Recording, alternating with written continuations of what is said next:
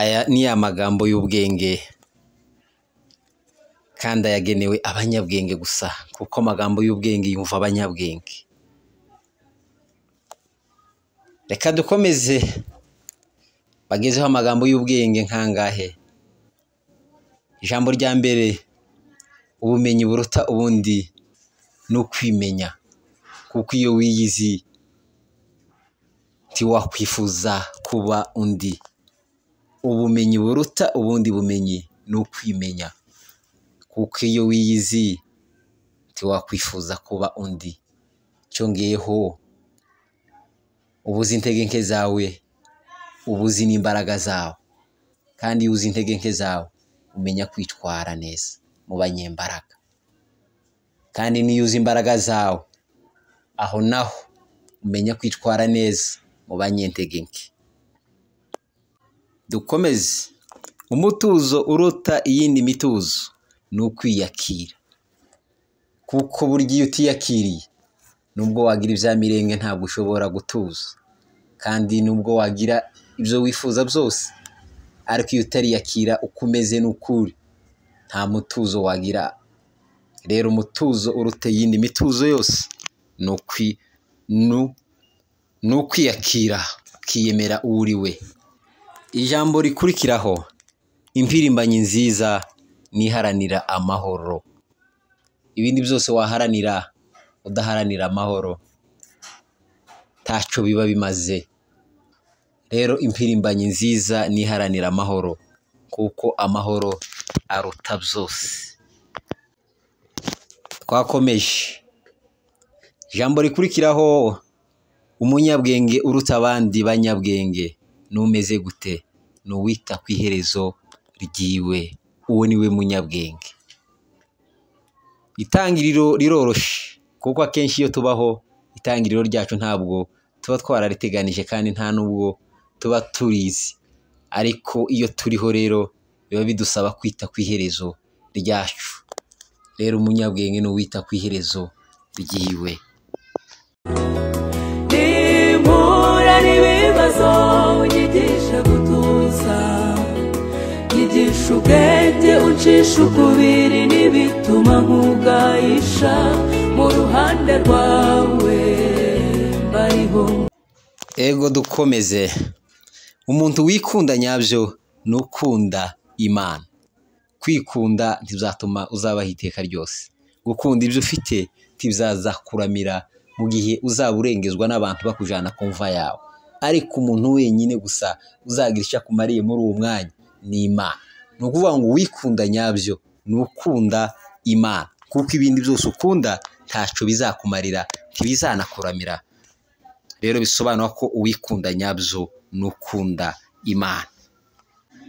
Umunyamwaku kuruta abandi banyamwaku bose ni uwubakitse ku kinyoma, kuko ikinyoma nubwo kizamuka cyihuse, ariko ukuri iyo kuje ikinyoma giteshwa agaciro. Rero iyo wubakitse ku kinyoma, iyo ubaye ku kinyoma, iyo ibyawe biriho ku kinyoma, icyo gihe uba uri umunyamwaku, kuko vuba cyane ukuri iyo kuje cya kinyoma gihinduka ubusa, ugasigara umaramaye. Rero umunyamwaku uruta abandi ni uwubakitse ku kinyoma.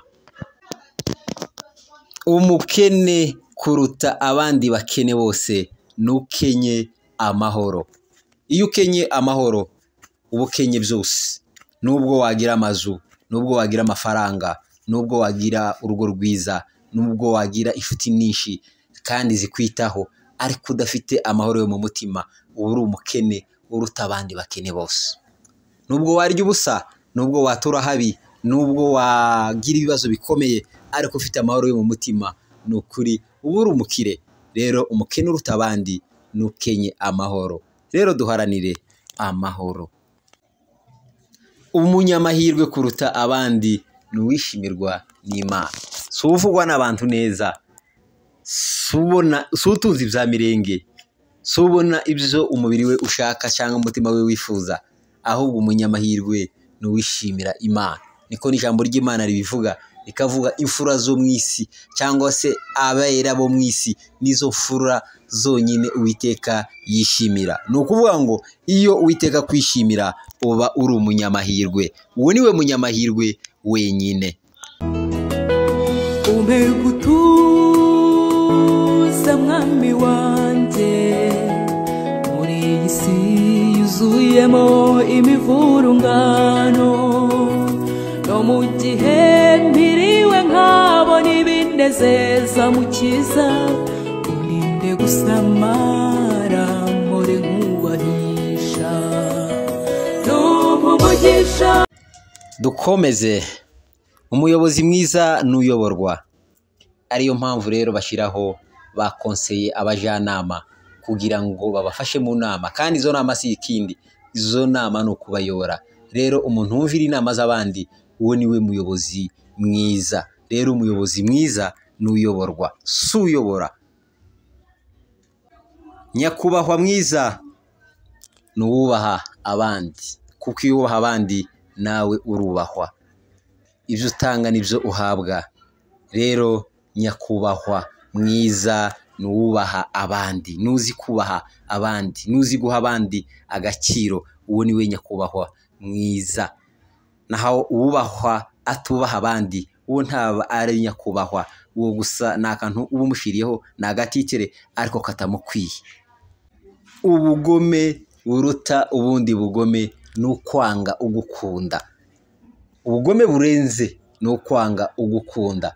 Umuntu akakugirira neza, umuntu akakwitaho, ariko ukamuhemukira, ukamugirira nabi, ukamurwanya, ukamuvuga nabi, ndetse ukamusebanya kandi agukunda. Rero ubugome buruta ubundi ni ukwanga umuntu ugukunda. Iyo twanga Imana n'ukuntu yadukunze igatanga umwana wayo w'ikinege kugira ngo tubeho, tuba turi abagome baruta abandi bagome.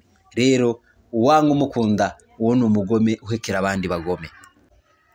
Ubumeme se cyangwa uburagi buruta ubundi ni ukutavuga ukuri mu gihe gikwiye, ni ukutavuga ukuri mu gihe gukenewe. Ubwo nibwo buragi se cyangwa nibwo bumeme.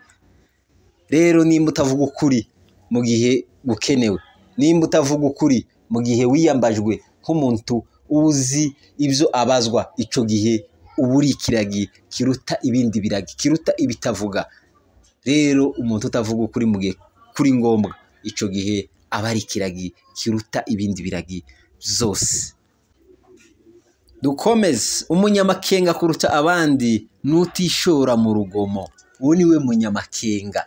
Umunyamakenga kuruta abandi n'utishora mu rugomo, n'utishora mu bikorwa bigayitse, n'utishora mu magambo agayitse, uwo niwe munyamakenga. Kandi umunyamakenga wese ni umunyabwenge. Rero abapfapfa n'abaswa, abo iyo babonye ibibi bije babitega agatuza, iyo babonye intambara zije bazirohamo. Rero umunyamakenga, kandi umunyamakenga mwiza n'utiroha se cyangwa n'utitabira urugomo, n'utishora mu rugomo.